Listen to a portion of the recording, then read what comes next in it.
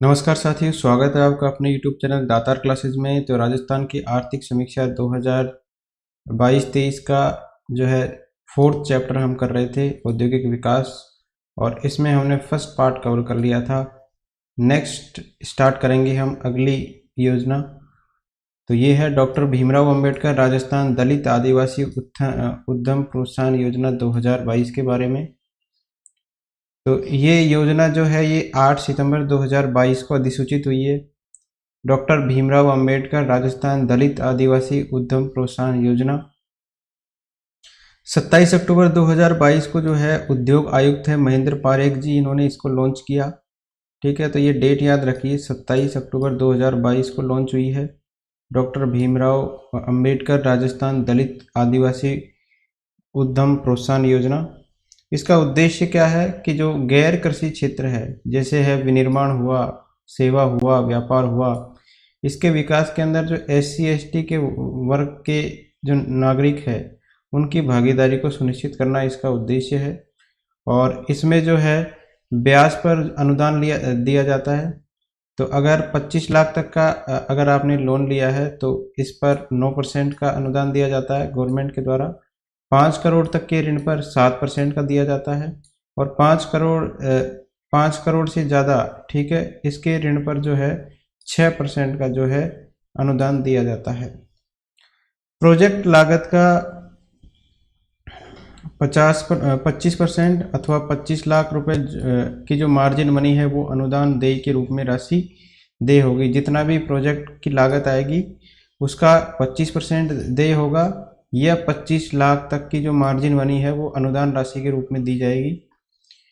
योजना के अंतर्गत जो है Dalit Indian Chamber of Commerce and Industry, इसका शॉर्ट फॉर्म होता है डिक्की, और CII इसका फुल फॉर्म होता है कन्फेडरेशन ऑफ इंडियन इंडस्ट्री। तो CII और डिक्की इसके सहयोग से जो है आदिवासी जो भी युवा है, ठीक है, दलित और आदिवासी युवा दोनों, इनको प्रशिक्षण दिया जाएगा इसके अंदर। तो क्वेश्चन आ सकता है कि ट्रेनिंग डॉक्टर भीमराव अंबेडकर दलित राजस्थान दलित आदिवासी उद्यम प्रोत्साहन योजना के अंतर्गत जो ट्रेनिंग दी जाती है वो किस किस के सहयोग से दी जाती है? तो CII और डिक्की दोनों के सहयोग से जो है ये ट्रेनिंग दी जाएगी। और इसके लिए क्या है, इनक्यूबेशन सेंटर की भी स्थापना की जाएगी। योजना के तहत बात करें तो दलित और आदिवासी वर्ग के जो उद्यमी है इसके द्वारा लगाई जाने वाली इकाइयों के, ठीक है, राज्य वस्तु और सेवा कर, जो स्टेट लेवल पे जो टैक्स लगता है SGST, इसका जो 100% जो है पुनर्भरण किया जाएगा अगले 7 वर्ष तक के लिए। मतलब जब से जो यूनिट लगाई है, इकाई लगाई है किसी भी उद्योग की, उससे अगले 7 वर्ष तक उनसे SGST जो है नहीं लिया जाएगा, या लिया जाएगा उसका जो है पुनर्भरण सरकार के द्वारा किया जाएगा। अब डिस्कस करते हैं राजस्थान की औद्योगिक नीतियों के बारे में। तो अब तक बात करें तो 7 औद्योगिक नीतियां जारी हो चुकी है राजस्थान के अंदर। 1 जुलाई 2019 को जो है 7वीं औद्योगिक नीति जारी हुई है, और नई औद्योगिक विकास नीति 2019 इसका नाम है। तो पहली बात करें तो पहली औद्योगिक नीति आई थी 24 जून 1978 को, उस टाइम मुख्यमंत्री थे भैरव सिंह जी शेखावत। दूसरी आई 1991 में, तीसरी आई 1994 में, चौथी 1998 में, पांचवी आई 2010 में, उस समय अशोक गहलोत थे। छठी आई 2015 में वसुंधरा राजे के समय, और 7वीं आई अशोक गहलोत के समय 1 जुलाई 2019 को। तो अभी जो औद्योगिक नीति है वो कौन सी चल रही है? 2019 वाली। नेक्स्ट होता है CSR, जिसको अपन बोलते हैं कॉरपोरेट सामाजिक दायित्व। तो ये जो है आर्टिकल की धारा है 135, कंपनी एक्ट की धारा है 2013 की धारा 135। जिस भी कंपनी का शुद्ध लाभ अगर 5 करोड़ होगा या 5 करोड़ से अधिक होगा, या उसकी नेटवर्थ 50 करोड़ होगी, ठीक है, या टर्नओवर होगा 1000 करोड़, ठीक है, तो तीनों चीज़ों में से कोई भी होगी तो उसको जो है अपने पिछले 3 वर्षों का जो भी लाभ हुआ है उसका एवरेज निकाला जाएगा, और उसका 2% जो है CSR गतिविधियों में खर्च किया जाएगा। CSR का मतलब जैसे कहीं पर भी सड़क बनवानी है, पार्क बनवाना है, तो इस तरीके की गतिविधियों में खर्च करना पड़ेगा कंपनी को अगर उसका शुद्ध लाभ 5 करोड़ है या नेटवर्थ 50 करोड़ है या टर्नओवर है 1000 करोड़, तो उसके 3 सालों में, पिछले 3 सालों में जो भी शुद्ध लाभ हुआ है उसका एवरेज निकाल के और उसका 2% जो है CSR गतिविधियों पर खर्च किया जाएगा। 6 नवंबर 2019 को CSR प्राधिकरण इसका गठन भी किया गया है। अब हम डिस्कस कर लेते हैं निवेश के प्रोत्साहन से संबंधित जो महत्वपूर्ण संगठन है उनके बारे में। तो इसमें पहला संगठन है इन्वेस्टमेंट से रिलेटेड निवेश संवर्धन ब्यूरो, जिसको शॉर्ट में बोलते हैं BIP, bureau of investment promotion. इसकी स्थापना हुई है 1991 में और इसका उद्देश्य क्या है? बड़े उद्योगों की स्थापना के लिए निवेश को प्रोत्साहित करना, मतलब बड़े उद्योग की स्थापना करने के लिए इन्वेस्टमेंट को बढ़ावा देना BIP का उद्देश्य है। स्थापना हुई है 1991 में। इसका अध्यक्ष होता है मुख्य सचिव, जो होता है वो होता है इसका अध्यक्ष। वर्तमान में जो मुख्य सचिव है वो है उषा शर्मा जी। ठीक है, इनका कार्यकाल अभी हाल ही में बढ़ाया गया है। घरेलू एवं विदेशी निवेश को आकर्षित करती है और BIP जो है केवल बड़े निवेश प्रस्तावों पर कार्य करती है। बड़े निवेश का मतलब है 10 करोड़ से अधिक के निवेश। ठीक है, तो बड़े निवेश पर कार्य करती है। BIP 1991 में स्थापना हुई, अध्यक्ष होता है मुख्य सचिव। नेक्स्ट है इन्वेस्टर्स कनेक्ट प्रोग्राम। ये जो है कहाँ कहाँ पर हुआ, इनकी डेट है 7 अप्रैल 2022 को अलवर में हुआ है ये। 9 से 10 जून 2022 को वडोदरा और अहमदाबाद में हुआ है। इसके बाद में 24 अगस्त 2022 को दिल्ली में हुआ है और 17 सितंबर 2022 को जयपुर में हुआ है। तो ये है investor connect program. Invest Rajasthan summit ये हुई है 7 से 8 अक्टूबर 2022 को JECC सीतापुरा जयपुर के अंदर। इसकी थीम क्या थी? Committed and delivered. पूछ सकता है इन्वेस्ट राजस्थान समिट की थीम क्या थी, तो इसका आंसर हो जाएगा कमिटेड एंड डिलीवर्ड। राष्ट्रीय भागीदार कौन है इसमें? ये है CII, भारतीय उद्योग परिसंघ है इसका भागीदार, राष्ट्रीय भागीदार। और 6 व्यक्तियों को राजस्थान रत्न पुरस्कार से इसके अंतर्गत सम्मानित किया गया है। तो इन्वेस्ट राजस्थान समिट में इतना ही याद रखना है कि कहाँ आयोजित हुई है, JECC सीतापुरा के अंदर। थीम क्या थी? Committed and delivered. और इसमें जो राष्ट्रीय भागीदार था वो कौन था? CII। और इसके अंदर कितने व्यक्तियों को राजस्थान रत्न पुरस्कार से सम्मानित किया गया? तो 6 व्यक्तियों को सम्मानित किया गया। अगला है सिंगल विंडो क्लियरेंस सिस्टम। ये जो है bureau of investment promotion BIP, इसके द्वारा शुरू किया गया है और इसके अंदर है 15 विभागों की 140 सेवाएं एक ही स्थान पर प्रदान की जा रही है। इसके तहत सिंगल विंडो क्लियरेंस सिस्टम के माध्यम से इसका उद्देश्य क्या है? बड़े उद्योगों को समयबद्ध तरीके से लाइसेंस, अनुमति और अनुमोदन दिलवाना। ठीक है, जो भी बड़े बड़े इंडस्ट्री है इनको लाइसेंस प्रोवाइड करवाना टाइमली, और जो भी अप्रूवल उनको चाहिए वो टाइमली प्रोवाइड करने के लिए BIP के द्वारा स्टार्ट किया गया है सिंगल विंडो क्लियरेंस सिस्टम। और इसमें 15 डिपार्टमेंट की 140 सेवाएं जो है प्रदान की जा रही है। नेक्स्ट है वन स्टॉप शॉप सिस्टम, और इसके तहत मुख्यमंत्री जी की अध्यक्षता में एक निवेश बोर्ड का गठन किया गया है और इसकी अधिसूचना जारी की गई थी 16 सितंबर 2020 को। ठीक है, 16 सितंबर 2020 को इसकी अधिसूचना जारी की गई और एक निवेश बोर्ड का गठन किया गया है वन स्टॉप शॉप सिस्टम के तहत। नेक्स्ट है पहला हमने पढ़ा BIP, दूसरा है राजस्थान राज्य औद्योगिक विकास एवं निवेश निगम लिमिटेड, जिसको शॉर्ट में बोलते हैं RICO। इसकी फुल फॉर्म होती है Rajasthan state industrial development and investment corporation limited. तो एग्जाम में इसकी स्थापना की डेट पूछ लेता है, तो कब स्टार्ट हुआ है? ये 1980 को 1980 में स्थापित हुआ है और औद्योगिक विकास की शीर्ष संस्था के रूप में ये कार्य करता है। इसका कार्य क्या क्या है? तीव्र औद्योगिक विकास करना है इसका कार्य। लघु एवं मध्यम जो ऋण है वो प्रोवाइड करना है। BIP का काम क्या है? हाई लेवल के 10 करोड़ से अधिक के निवेश पे काम करता है वो, और ये जो है मध्यम लेवल के ऋण प्रोवाइड करता है। इसके अलावा तकनीकी सलाह देता है। मर्चेंट बैंकिंग का कार्य भी इसके द्वारा किया जाता है। तो शीर्ष संस्था के रूप में कार्य करता है RICO और स्थापना हुई है इसकी 1980 के अंदर। तो रिको के द्वारा जो जिसका विकास किया गया है वो है 8 औद्योगिक क्षेत्र इसके द्वारा विकसित किए गए हैं। इसके अलावा 4 एग्रो फूड पार्क इसके द्वारा डेवलप किए गए हैं। कृषि एवं खाद्य प्रसंस्करण केंद्र जिसको AFPA बोलते हैं, ये इसके द्वारा डेवलप किए गए हैं। जापानी पार्क की स्थापना की गई है। सेज विशेष आर्थिक क्षेत्र इसके द्वारा स्थापित किए गए हैं। महिंद्रा वर्ल्ड सिटी इसके अंदर है एक इम्पोर्टेंट सेज के रूप में। और इसके अलावा इसके द्वारा जो है इंडिया स्टोन मार्ट 2022 जो है इसका आयोजन भी किया गया है। तो बात करें अपन रिको की, तो रिको के द्वारा जो इम्पोर्टेंट है जिनका विकास किया गया है इसके द्वारा या जो विकसित किए गए हैं वो है 8 औद्योगिक क्षेत्र। तो इसके अंदर कौन कौन से औद्योगिक क्षेत्र इसके द्वारा स्थापित किए गए हैं? एक है तेजपुरा चित्तौड़गढ़ का है, रामवासपुर बांसवाड़ा का है, बनियाना एवं केरवा जैसलमेर का है औद्योगिक क्षेत्र, ये इसके द्वारा स्थापित किया गया है। नेक्स्ट है खुड़ियाल बोरानाड़ा एवं चटलिया जोधपुर का औद्योगिक क्षेत्र है। इसके अलावा है गोल और हरसोर नागौर का है। तो ये है 8 औद्योगिक क्षेत्र। इसके अलावा 4 एग्रो फूड पार्क स्थापित किए गए हैं, ये इंपॉर्टेंट है, याद रखिए। तो कौन कौन से हैं ये? बोरानाड़ा जोधपुर के अंदर, एग्रो फूड पार्क कोटा के अंदर, अलवर के अंदर और श्रीगंगानगर के अंदर। तो जोधपुर, कोटा, अलवर और श्रीगंगानगर, तो 4 एग्रो फूड पार्क इसके द्वारा स्थापित किए गए हैं।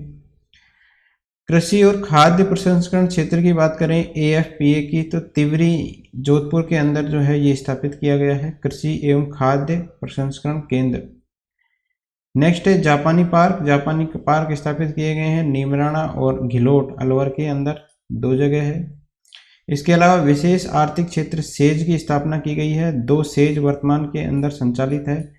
एक तो है James and jewellery first and second Sitapura Jaipur में, और एक है महिंद्रा वर्ल्ड सिटी जयपुर के अंदर। तो दोनों सेज जो है जयपुर के अंदर संचालित है, और ये है James and jewellery first and second Sitapura, और महिंद्रा वर्ल्ड सिटी जो है ये भी जयपुर का है। तो दोनों सेज याद रखिए। जापानी पार्क 2 नीमराणा और घिलोट अलवर के अंदर ही है जापानी पार्क। और इसके अलावा 4 एग्रो फूड पार्क है जोधपुर, कोटा, अलवर और श्रीगंगानगर में, और एक है कृषि एवं खाद्य प्रसंस्करण केंद्र तिवरी जोधपुर के अंदर। इंडिया स्टोन मार्ट 2022 इसके 11वां संस्करण का आयोजन किया गया JCC सीतापुरा के अंदर, और इसमें जो है इसके दौरान ही Jaipur Architecture Function Festival JAF इसका 4था संस्करण का आयोजन भी किया गया। तो पूछ सकता है भाई इंडिया स्टोन मार्ट का आयोजन कहाँ किया गया है? तो जयपुर के अंदर, सीतापुरा के अंदर। और जयपुर आर्किटेक्चर फेस्टिवल का आयोजन कहाँ किया गया? तो ये भी जयपुर के अंदर, मतलब JCC सीतापुरा के अंदर किया गया है। नेक्स्ट इम्पोर्टेंट है राजस्थान, तीसरा है ये। पहला हमने पढ़ा है BIP, दूसरा पढ़ा है रिको, ये तीसरा है संगठन राजस्थान लघु उद्योग निगम लिमिटेड, जिसको अपन बोलते हैं राजसिको, ये भी इम्पोर्टेंट है। इसका फुल फॉर्म होता है Rajasthan small industries corporation limited. इसकी स्थापना हुई है 3 जून 1961 को, ठीक है। इसकी स्थापना कब हुई है? 3 जून 1961 को। और 1 फरवरी 1975 को राजसिको को जो है पब्लिक लिमिटेड कंपनी का दर्जा दिया गया। कब दिया गया है? 1 फरवरी 1975 को। इसका कार्य क्या रहता है? ये लघु उद्योग और जो कारीगर है उनके लिए कार्य करता है, और लघु इकाइयों को कच्चा माल प्रोवाइड करना, साख मतलब क्रेडिट प्रोवाइड करवाना, तकनीकी सलाह देना, उद्यमियों को प्रशिक्षण तथा वस्तुओं के विपणन मतलब मार्केटिंग की सुविधा प्रदान करता है। राजसिको 1961 में 3 जून 1961 में इसकी स्थापना हुई है, और पब्लिक लिमिटेड कंपनी का दर्जा इसको प्रोवाइड किया गया है 1 फरवरी 1975 को। काम क्या क्या करता है ये? लघु इकाइयाँ जो भी होगी, ठीक है, लघु उद्योगों के लिए ही कार्य करता है ये। तो लघु इकाइयों के लिए कच्चा माल प्रोवाइड करवाना, साख क्रेडिट दिलवाना, इसके अलावा तकनीकी सलाह देना, उद्यमियों को ट्रेनिंग वगैरह देना, इसके अलावा मार्केटिंग की सुविधा भी प्रदान करता है राजसिको। प्रदर्शनी, सेमिनार और व्यापार मेलों का आयोजन भी इसके द्वारा किया जाता है। हस्तशिल्प वस्तुओं का जयपुर, उदयपुर, दिल्ली और कोलकाता में स्थित जो है राजस्थली नामक विक्रय केंद्रों के माध्यम से विपणन करता है। तो राज सिको किसके माध्यम से मार्केटिंग करता है? राजस्थली ब्रांड के नाम से, ध्यान रखना है ये। आयात और निर्यात के लिए राज सिको के द्वारा जयपुर, जोधपुर, भीलवाड़ा शुष्क बंदरगाह, इनलैंड कंटेनर डिपो कौन कौन से बनाए गए हैं?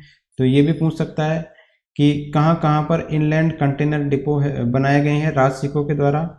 तो आयात और निर्यात के लिए इनकी जरूरत पड़ती है, तो जयपुर में बनाया गया है एक, तो एक जोधपुर में, भीलवाड़ा में, ठीक है।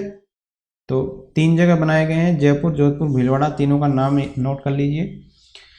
हवाई मार्ग से आयात निर्यात के लिए जो है सांगानेर एयरपोर्ट जयपुर पर जो है एयर कार्गो कॉम्प्लेक्स बनाया गया है, ठीक है। तो हवाई मार्ग के लिए कहाँ पर बनाया गया है? सांगानेर में। और शुष्क बंदरगाह बनाए गए हैं जयपुर, जोधपुर और भीलवाड़ा के अंदर। अब डिस्कस कर लेते हैं, राजस्थान हस्तशिल्प नीति जारी हुई है 2022 की। तो 17 सितंबर 2022 इसको उद्योग मंत्री है शकुंतला रावत जी, इनके द्वारा राजस्थान की जो है पहली हस्तशिल्प नीति जारी की गई है। तो ये पहली है, इस वजह से ये इम्पोर्टेंट हो जाती है। तो कब जारी की गई है? 17 सितंबर 2022 को, और ये लागू रहेगी मार्च 2026 तक। तो दोनों डेट याद रखिए, राजस्थान हस्तशिल्प नीति कब जारी की गई? 17 सितंबर 2022 को, और कब तक रहेगी? मार्च 2026 तक ये रहेगी। इसका उद्देश्य क्या है? इसका उद्देश्य है विलुप्त होती जो परंपरागत हस्तकलाएं हैं इनको पुनर्जीवित करना, और आगामी 5 वर्षों के अंदर 50,000 से जो अधिक रोजगार जो है इसके द्वारा प्रोवाइड करवाए जाएंगे। तो ये है राजस्थान हस्तशिल्प नीति 2022 के बारे में, राजस्थान की पहली है। नेक्स्ट इम्पोर्टेंट कॉरपोरेशन है राजस्थान वित्त निगम, जिसको अपन बोलते हैं राजस्थान फाइनेंशियल कॉरपोरेशन, RFC। राशि को पढ़ा था इससे पहले अपन ने, तो 1961 में उसकी स्थापना हुई थी, 3 जून 1961 को। इससे पहले रिको पढ़ा था, रिको की स्थापना हुई थी 1980 के अंदर, ठीक है। इसी तरीके से राजस्थान वित्त निगम है, इसकी स्थापना हुई है 1955 के अंदर। इसका उद्देश्य क्या है? नए उद्योगों को स्थापित करना और पुराने उद्योगों का विस्तार करना इसका उद्देश्य है। और इसके द्वारा 20 करोड़ तक के जो है लोन प्रोवाइड करवाए जाते हैं। कितने रुपए तक के? 20 करोड़ तक का जो लोन है इसके द्वारा प्रोवाइड करवाए जाते हैं। BIP जो है लोन नहीं देता है, ध्यान रखना। BIP जो है इन्वेस्टमेंट को बढ़ावा देने का संगठन है। तो 20 करोड़ तक का लोन किसके द्वारा दिया जा सकता है? राजस्थान वित्त निगम के द्वारा। RFC के द्वारा जो संचालित योजनाएं हैं वो कौन कौन सी है? ये क्या? सरल योजना, गोल्ड कार्ड योजना, प्लेटिनम कार्ड योजना और फ्लेक्सी ऋण योजना। तो पूछ सकता है कौन सी ये योजना RFC द्वारा कौन सी योजनाएं चलाई जा रही है? तो सरल योजना चलाई जा रही है, एक गोल्ड कार्ड योजना चलाई जा रही है, प्लेटिनम कार्ड योजना चलाई जा रही है और फ्लेक्सी ऋण योजना चलाई जा रही है। 20 करोड़ तक का ये लोन देता है। 1955 में इसकी स्थापना हुई है। युवा उद्यमिता प्रोत्साहन योजना, ये जो है YUPY इसका शॉर्ट फॉर्म है, 2013-14 में ये स्टार्ट हुई है। और इसका उद्देश्य क्या है? युवाओं अधिकतम 45 वर्ष की आयु को कम ब्याज पर लोन उपलब्ध करवाना। युवा उद्यम प्रोत्साहन योजना के अंदर क्या होगा कि कम ब्याज पर लोन दिया जाएगा। 1.5 करोड़ तक का अगर आप लोन ले रहे हो, 45 साल तक की आयु होनी चाहिए, इसमें लिमिट है। और तो 6% का जो ब्याज है अनुदान इसके द्वारा दिया जा रहा है। और सरकार ने 1000 औद्योगिक इकाइयों को जो है वित्तीय सहायता का लक्ष्य निर्धारित किया है इसके तहत। तो ये कौन सी योजना है? युवा उद्यमिता प्रोत्साहन योजना। तो सरकार का टारगेट है कि 1000 औद्योगिक इकाइयों को इसका लाभ दिया जाए। 6% का अनुदान देती है ब्याज पे इसमें, और 1.5 करोड़ तक का अगर आप लोन लेते हो तो 6% का ब्याज का अनुदान इसके तहत दिया जाता है। 45 आयु तक की इसकी मैक्सिमम लिमिट है। नेक्स्ट डिस्कस करते हैं दिल्ली मुंबई इंडस्ट्रियल कॉरिडोर के बारे में, DMIC जिसको अपन शॉर्ट में बोलते हैं। इसका उद्देश्य क्या है? नए औद्योगिक शहरों को स्मार्ट सिटी के रूप में विकसित करना और बुनियादी ढांचे का निर्माण करना, रेल और सड़क मार्ग जो है इसका निर्माण करना, DMIC इसका उद्देश्य है। इसमें है 6 राज्य और 1 केंद्र शासित प्रदेश दिल्ली शामिल है। कौन कौन से राज्य है इसके अंदर? उत्तर प्रदेश, दिल्ली, हरियाणा, राजस्थान, गुजरात, मध्य प्रदेश और महाराष्ट्र। तो दिल्ली से मुंबई के बीच में ये कॉरिडोर बनेगा। इसके अंदर 6 राज्य है और 1 केंद्र शासित प्रदेश है। तो ये कहाँ से कहाँ बनेगा? दादरी UP से बनेगा, और जवाहरलाल नेहरू बंदरगाह मुंबई, इसके बीच में डेडिकेटेड फ्रेट कॉरिडोर का एक निर्माण किया जा रहा है अभी तक। इसकी लंबाई भी याद रख लीजिए कितनी है, 1504 किलोमीटर लंबा होगा ये कॉरिडोर। दिल्ली से मुंबई के बीच में दादरी यूपी से स्टार्ट होगा और कब कहाँ तक बनेगा, जवाहरलाल नेहरू बंदरगाह मुंबई तक। फ्रंट कॉरिडोर के दोनों तरफ जो है 150 किलोमीटर क्षेत्र में जो है डीएमआईसी का प्रभाव रहेगा और इस प्रोजेक्ट का विकास किया जा रहा है किसकी सहायता से, जापान की सहायता से। तो ये भी इम्पोर्टेंट है कि इसके किसके सहयोग से जो है डीएमआईसी का जो है प्रोजेक्ट का विकास किया जा रहा है, तो जापान के सहयोग से इसका जो है किया जा रहा है। राजस्थान के अंदर बात करें तो राजस्थान में इसकी कुल लंबाई का लगभग कितना है, 28% है। कुल लंबाई कितनी है, 1504 किलोमीटर। इसका 38% है राजस्थान के अंदर। और राजस्थान के जो 22 जिले हैं और 60% क्षेत्र को ये प्रभावित करेगा। इसके अंतर्गत राजस्थान में 5 नोड बनाए गए हैं। तो पहले चरण के अंदर खुसखेड़ा, भिवाड़ी, नीमराना निवेश क्षेत्र आएगा। दूसरे के अंदर आएगा जोधपुर, पाली, मारवाड़ औद्योगिक क्षेत्र। तो इन दोनों के विकास के लिए 15 मार्च ठीक है 2022 को राजस्थान इंडस्ट्रियल डेवलपमेंट कॉरपोरेशन की स्थापना की गई है। तो इन दोनों का विकास करना है, इसके लिए किसकी स्थापना की गई है, 15 मार्च 2022 को लेटेस्ट है ये रिडको की स्थापना की गई है।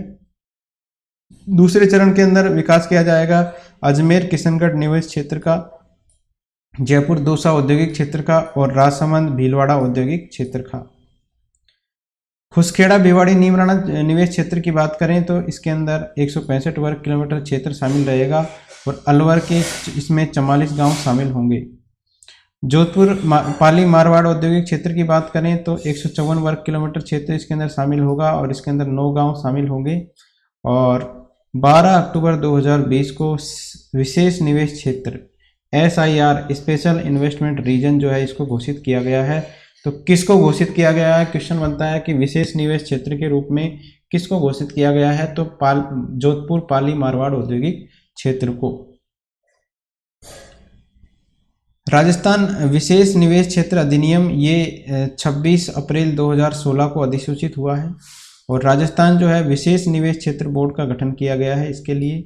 और भिवाड़ी इंटीग्रेटेड टाउनशिप जिसको शॉर्ट में बोलते हैं BIT, इसको जो है पहला जो है विशेष निवेश क्षेत्र SIR घोषित किया गया है।